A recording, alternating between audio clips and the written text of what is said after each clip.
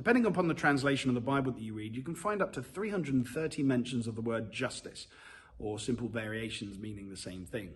But what is justice? We live in a world where people cry out all the time for justice in one form or another.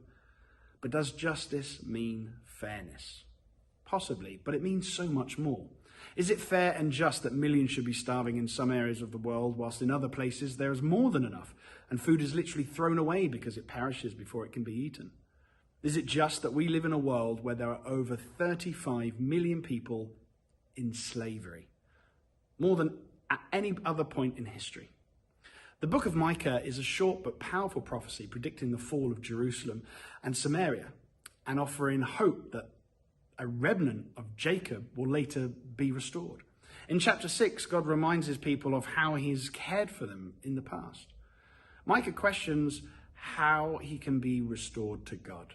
He knows the answer to his own question. Verses 8 of chapter 6 says, but he's already made it plain how to live, what to do, what God is looking for in men and women.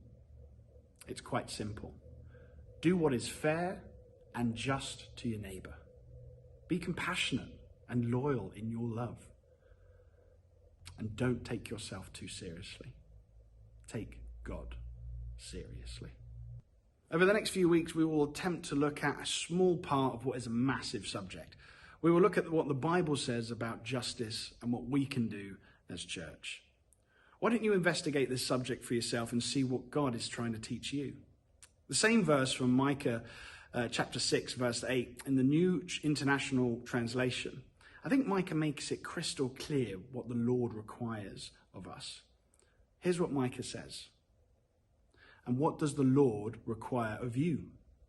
To act justly and to love mercy and to walk humbly with your God.